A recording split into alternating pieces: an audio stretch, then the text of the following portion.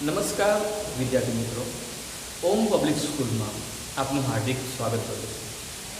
વિદ્યાર્થી મિત્રો, 11 સાયન્સની અંદર જે આપણું ચેપ્ટર ચાલી રહ્યું છે, ચેપ્ટર નંબર 1 રસાયણ વિજ્ઞાનની કેટલીક પાયાની સંકલ્પના. વિદ્યાર્થી મિત્રો, આજે આપણે એમાં રાસાયણિક સંયોગીકરણના નિયમો શીખીશું.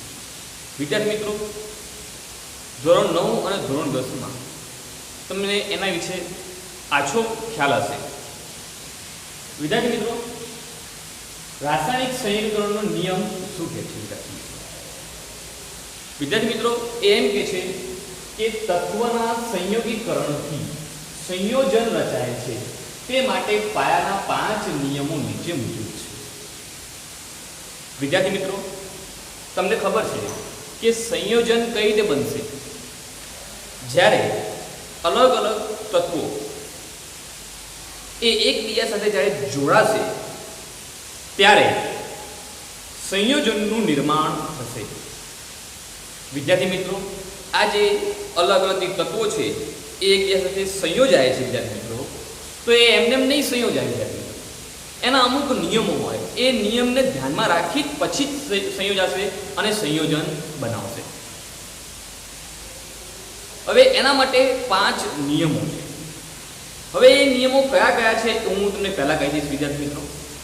અહીં પહેલો નિયમ છે દળ સંચયનો નિયમ. બીજો નિયમ છે નિશ્ચિત પ્રમાણનો નિયમ વિદ્યાર્થી મિત્રો. ત્રીજો નિયમ છે ગુણક પ્રમાણનો નિયમ. ચોથો છે વિદ્યાર્થી મિત્રો ગેલિસેક વાયુ કદનો નિયમ. અને પાંચમો છે એવોગાડ્રો નિયમ. આ બધા જે નિયમો છે એ બધા નિયમોને ફોલો કરી અને નિયમને અનુસરીને પછી શું થાય છે? સંયોજનનું નિર્માણ થતું હોય છે.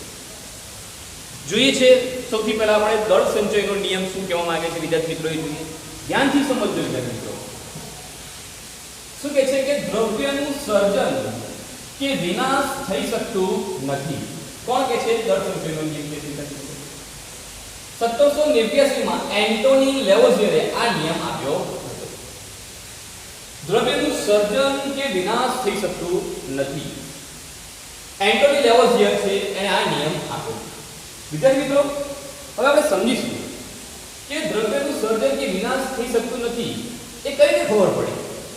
એન્ટોની લેવોઝિયરને કઈ રીતે ખબર પડે કે દ્રવ્યનું સર્જન કે વિનાશ થઈ શકતું નથી? કઈ રીતે ખબર પડે?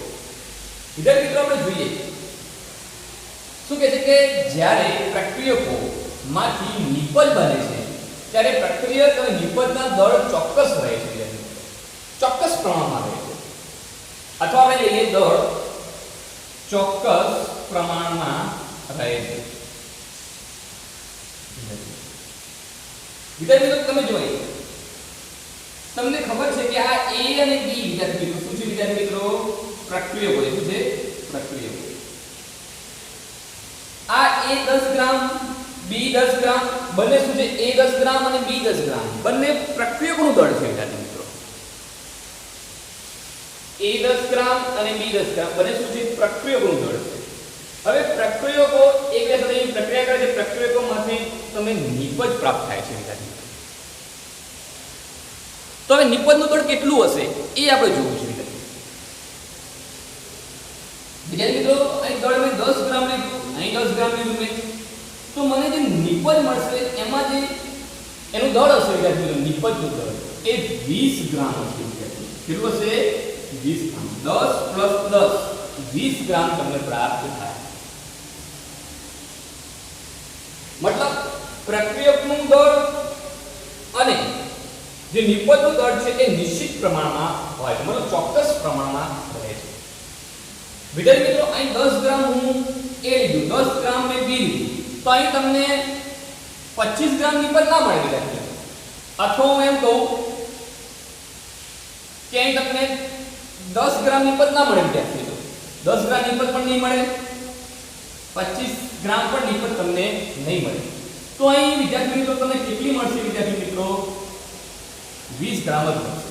મતલબ અહીં આપણે જેટલો દળનો જથ્થો લીધો એટલો અહીં દળનો જથ્થો મળે છે. મતલબ અહીં દ્રવ્યનું સર્જન પણ નહીં થયું, વધારાના દ્રવ્યનું સર્જન પણ નહીં થયું અને એનો વિનાશ એટલે ઓછો પણ નથી મળ્યો તમને. જેટલો અહીં કીધો હતો એટલો અહીં આ પ્રમાણમાં નિપજમાં બને. એટલે કીધું કે જ્યારે પ્રક્રિયકોમાંથી નિપજ બને છે ત્યારે પ્રક્રિયક અને નિપજના દળ ચોક્કસ પ્રમાણમાં રહે છે. અહીં દળ ના બદલાઈ જાય વિદ્યાર્થી મિત્રો. અહીં પણ દળ સેમ રહેશે, અહીં જેટલું દળ હશે એટલું જ અહીં દળ હશે.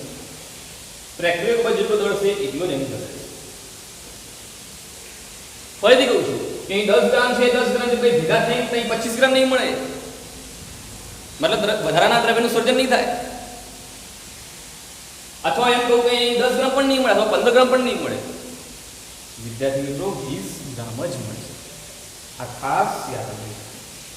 તો હું આશા રાખું છું કે તમને દળ સંચયના નિયમ વિશે તમને માહિતી મળી ગઈ. ઇન શોર્ટ વિદ્યાર્થી મિત્રો, દળ સંચય શું કહે છે કે રાસાયણિક પ્રક્રિયામાં પ્રક્રિયક અને નિપજ, જે પ્રક્રિયકનું દળ અને નિપજનું દળ એ જે છે ચોક્કસ પ્રમાણમાં રહેશે. એનો મતલબ એમ થયો કે દ્રવ્યનું સર્જન કે વિનાશ થઈ શકતું નથી. તો વિદ્યાર્થી મિત્રો, તમને દળ સંચયના નિયમ વિશે ખ્યાલ આવી ગયો છે. આના આ જે ઉદાહરણ છે એના પર તમને આઈડિયા આવી ગયો છે કે દળ સંચયનો નિયમ શું કહે છે.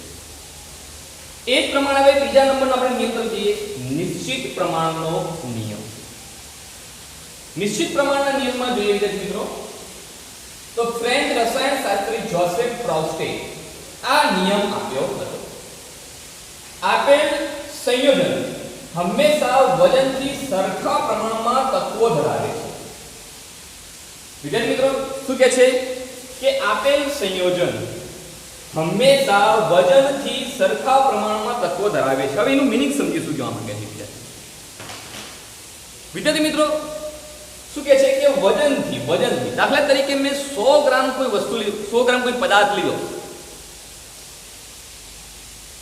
અથવા એમ કહું મેં 100 ગ્રામ હું એમોનિયા મેં લીધું આપેલા વજનથી. આપેલા વજન મતલબ 100 ગ્રામ, કોઈ ફિક્સ વજન આપી લીધું. તો મેં 100 ગ્રામ મેં એમોનિયા લીધું, તો એમોનિયા NH3, તો NH3 શું છે બેટા? સંયોજન છે બેટા, તમે ભલા છો. આ NH3 શું છે બેટા? સંયોજન છે. તો ચોક્કસ વજનથી મેં કોઈ સંયોજન લીધું, તો સંયોજનની અંદર શું હોય વિદ્યાર્થી મિત્રો? સંયોજન શેનું બનેલું છે? તત્વથી બનેલું છે. તો સંયોજનની અંદર જે તત્વના જે પ્રમાણ હશે એ પણ શું હશે? સરખા પ્રમાણમાં હશે. કોઈ સંયોજન છે એને હું ચોક્કસ વજનથી લઉં છું, તો એ સંયોજનની અંદર જે તત્વો રહેલા છે એનું પ્રમાણ પણ કેવું હશે? સરખું હશે, ચોક્કસ હશે. એને ઉદાહરણ દ્વારા સમજીએ વિદ્યાર્થી મિત્રો કે દાખલા તરીકે આપણે અહીં એક્ઝામ્પલ આપણે લઈએ વિદ્યાર્થી મિત્રો કે અહીં CuCO3 ની એક્ઝામ્પલ આપણે કોપર કાર્બોનેટનું ઉદાહરણ આપ્યું છે. કારણ કે આ જે ફ્રેન્ચ રસાયણશાસ્ત્રી જોસેફ પ્રાઉસ્ટે એ કોપર કાર્બોનેટ ઉપર કામ કરતો હતો વિદ્યાર્થી મિત્રો. બીજું આ નિયમ એમ કહે છે કે તમે કોઈ સંયોજન લો છો વિદ્યાર્થી મિત્રો, ચાહે એક કુદરતી સંયોજન હોય કે સાંસલિત હોય, કે તમે અમેરિકાથી લાવો કે ઓસ્ટ્રેલિયાથી લાવો કે પાકિસ્તાનથી લાવો, કોઈ તમે સંયોજન લીધું, એ સંયોજન તમે પાકિસ્તાનથી લાવો, ઓસ્ટ્રેલિયાથી લાવો કે અમેરિકાથી લાવો, અથવા એ જે સંયોજન છે કુદરતી હોય કે તમે લેબમાં જાતે બનાવ્યો હોય, એની અંદર વજનથી જે તત્વોનું પ્રમાણ છે એ સરખું જ હશે. જો વિદ્યાર્થી મિત્રો અહીં હું કોપર કાર્બોનેટની વાત કરું વિદ્યાર્થી મિત્રો, તો જોસેફ પ્રાઉસ્ટ એને CuCO3 કોપર કાર્બોનેટ ઉપર પ્રેક્ટિકલ કર્યું. વિદ્યાર્થી મિત્રો એને શું કર્યું? કોપર કાર્બોનેટનું ચોક્કસ વજન લીધું, જે કુદરતી હતું, જે શું હતું? કુદરતી. અને એને લઈ એને સાઈડમાં મૂકી દીધું, એમાં જે તત્વો રહેલા છે એ માપ્યા કેટલા પર્સન્ટેજ છે. પછી એ જ કોપર કાર્બોનેટને લેબમાં પ્રયોગ દ્વારા એને બનાવ્યો, મતલબ સાંસલિસિસ. જે મિત્રો કે જે કોપર કાર્બોનેટનો કુદરતી નમૂનો હતો એની અંદર કોપરના જે પર્સન્ટેજ હતા, બેટા હું તમને કહું કે કોપર કાર્બોનેટ, હું પ્રશ્ન પૂછું તો કોપર કાર્બોનેટની અંદર કયા કયા તત્વો છે? તો તો તમે કહી શકો કે કોપર છે, એક કાર્બન છે અને એક ઓક્સિજન છે. કહી શકો ને કોપર કાર્બોનેટ તો સંયોજન છે, કારણ કે બધા ભેગા થયા છે. કોપર ભેગો થયો છે, કાર્બન ભેગો થયો છે, ઓક્સિજન ભેગો થયો છે અને સંયોજન બનાવ્યું છે. તો હું ઊંધું પ્રશ્ન પૂછું કે કોપર કાર્બોનેટની અંદર કયા કયા તત્વો, તો તમે કહી શકો કે ભાઈ અહીં કોપર છે, કાર્બન પણ છે અને ઓક્સિજન પણ છે. તો જોઈએ કે કુદરતી નમૂનામાં કોપરના જે પર્સન્ટેજ હતા એ કેટલા હતા? 51.35% હતા. એ જ પ્રમાણે ઓક્સિજનના જે પર્સન્ટેજ હતા એ 9.74 છે અને કાર્બનના જે હતા પર્સન્ટેજ એ છે 38.91 છે. વિદ્યાર્થી મિત્રો કેટલા વિદ્યાર્થી મિત્રો? 38.91. વિદ્યાર્થી મિત્રો આ કુદરતી નમૂનામાં વિદ્યાર્થી મિત્રો જે કોપર કાર્બોનેટનો જે કુદરતી નમૂનો હતો એની અંદર રહેલા તત્વોનું પ્રમાણ આ આપ્યું છે 51.35%, 9.74 અને 38. હવે એ જ કોપર કાર્બોનેટ હું લેબમાં બનાવું છું પ્રયોગ દ્વારા, મતલબ એ શું કહેવાય છે? સંશ્લેષિત કહેવાય છે. તો એની અંદર તમે જોશો તો એમાં પણ કોપરનું પ્રમાણ કેટલું હતું? 51.35%, ઓક્સિજન પ્રમાણ 9.74% અને કાર્બનનું પ્રમાણ છે 38.91%. કોઈ ફેર નહીં પડતો વિદ્યાર્થી મિત્રો. જે સંયોજન છે તમે ગમે ત્યાંથી લાવો, એના ચોક્કસ વજનના સંદર્ભમાં એમાં રહેલા તત્વોનું પ્રમાણ સરખું રહે છે વિદ્યાર્થી મિત્રો. એટલે કે છે કે આમ સંયોજનનો સ્ત્રોત ગમે ત્યાંથી હોય પણ તેમાં સમાન તત્વો સરખા પ્રમાણમાં હોય છે. સમાન તત્વો, દાખલા તરીકે અહીં કુદરતીમાં આપણે કોપરની વાત કરીએ છીએ તો સંશ્લેષિતમાં પણ આપણે કોપરની વાત કરી છે. કુદરતીમાં આપણે કોપરની વાત કરીએ છીએ તો કોપર કેટલા છે? 51.35%. તો સંશ્લેષિતમાં આપણે કોપરની વાત કરવી પડે તો એ કેટલી છે? 51.35. સમાન તત્વો, અહીં પણ કોપર અને અહીં પણ કોપર. પણ ફેર કેટલો છે કે આ કોપર છે વિદ્યાર્થી મિત્રો એ કુદરતી છે અને આ છે સંશ્લેષિત. તો એમાં જે તત્વો કોપર રહેલા છે, સરખું જે સરખા તત્વો છે એ આ પ્રમાણે તમને પ્રાપ્ત થશે. વિદ્યાર્થી મિત્રો એને આપણે નિશ્ચિત સમઘટનનો નિયમ પણ કહીએ છીએ વિદ્યાર્થી. હવે મેં તમને કીધું છે સમઘટન એટલે શું? કે કોઈ સંયોજન છે એમાં જે વિવિધ પ્રકારના જે તત્વો રહેલા છે એને જ આપણે સમઘટન કહીએ છીએ. તો જે નિશ્ચિત પ્રમાણનો નિયમ છે એને આપણે શું કહીએ છીએ? નિશ્ચિત સમઘટનનો નિયમ પણ કહેવામાં આવે. તો વિદ્યાર્થી મિત્રો તમને ખ્યાલ આવ્યો હશે. ઓકે,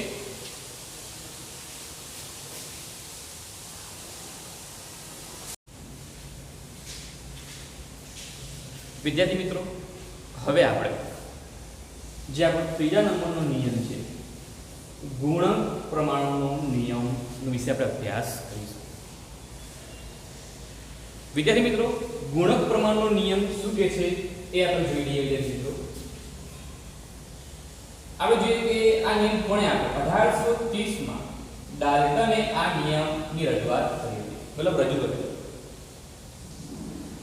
નિયમ શું કહે છે કે જ્યારે બે તત્વો સંયોજાય ત્યારે એક કરતાં વધુ સંયોજન બનાવે છે ત્યારે કોઈ એક તત્વનું દળ નિશ્ચિત રહે છે જ્યારે બીજા તત્વનું દળ સાદા ગુણોત્તર સાથે જોડાય છે. વિદ્યાર્થી મિત્રો આ નિયમ શું કહે છે સમજો જરા કે આ બે તત્વો છે, આ બે તત્વો છે વિદ્યાર્થી મિત્રો, આ બે તત્વો એકબીજા સાથે સંયોજાય અને શું બનાવે? જ્યારે તત્વો એકબીજા સાથે જોડાય છે શું બનાવે છે? સંયોજનો બનાવે છે વિદ્યાર્થી મિત્રો. તો જ્યારે એક કરતાં વધારે તત્વો એકબીજા સાથે સંયોજાય છે ત્યારે એક કરતાં વધારે સંયોજનો બનાવે છે. તો એમાં જ્યારે સંયોજનોની શરૂઆત કરતા હોય ત્યારે શું કહે છે કે કોઈ એક તત્વનું દળ નિશ્ચિત રહે છે વિદ્યાર્થી મિત્રો. કોઈ એક તત્વનું દળ નિશ્ચિત રહે છે જ્યારે બીજો તત્વ છે, જ્યારે બીજા તત્વો એની સાથે જોડાશે તો એનું દળ કેટલું હશે?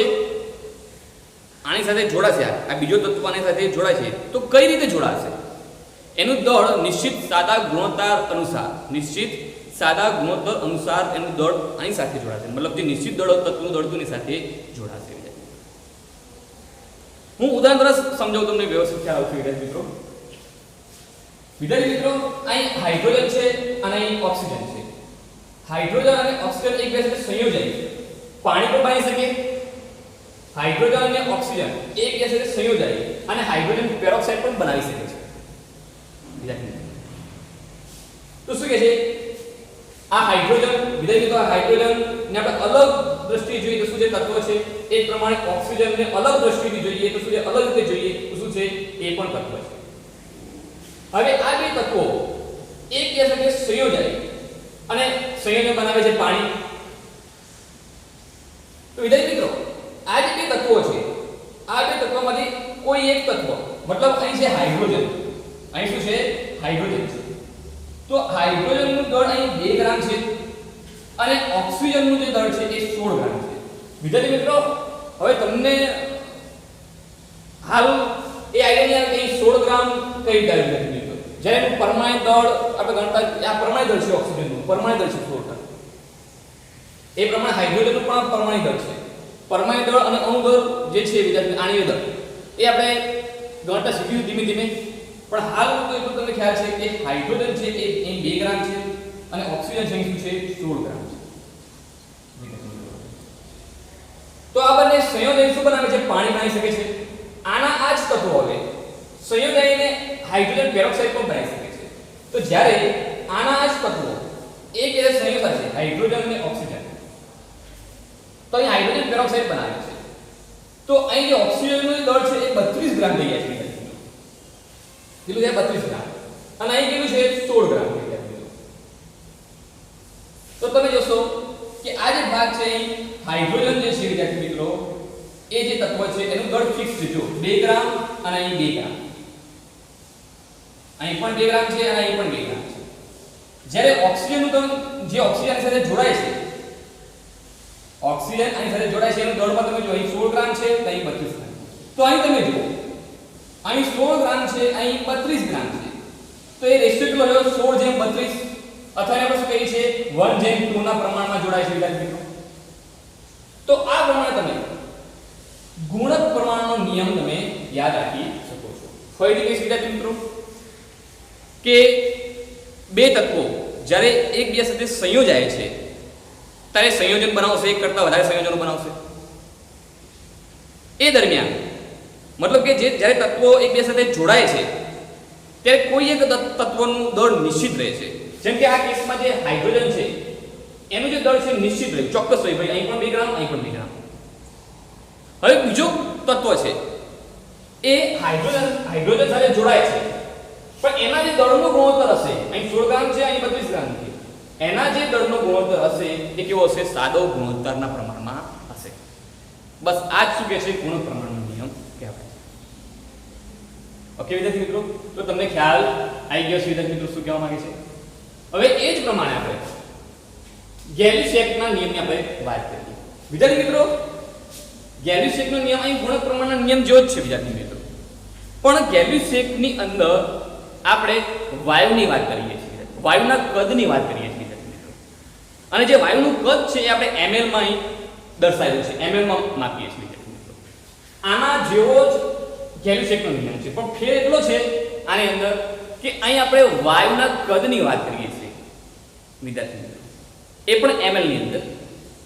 જોઈએ શું કહેવા માંગે છે કે સમાન તાપમાન અને દબાણ કોઈ દાખલા તરીકે કોઈ રાસાયણિક પ્રક્રિયા થાય છે એ રાસાયણિક પ્રક્રિયાનું દબાણ પણ સમાન છે અને તાપમાન પણ સમાન છે.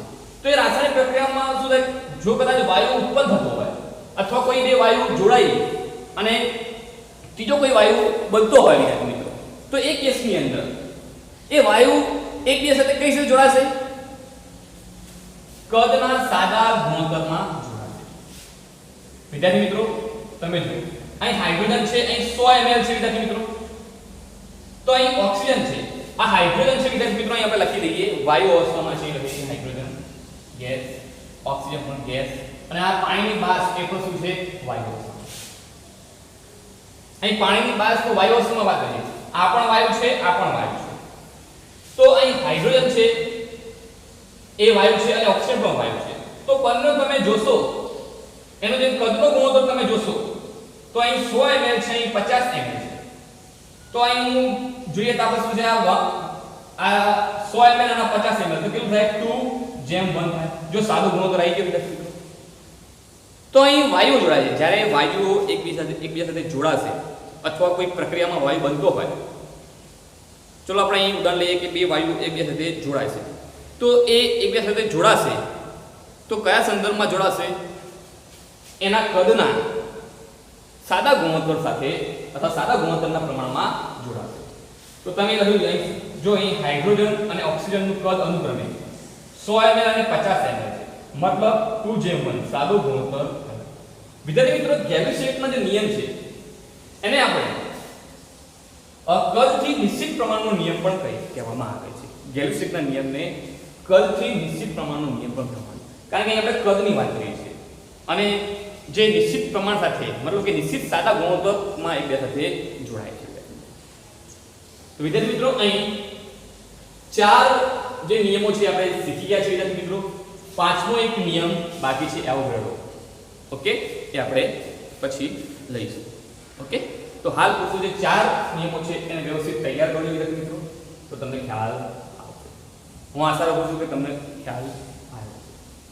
ઓકે.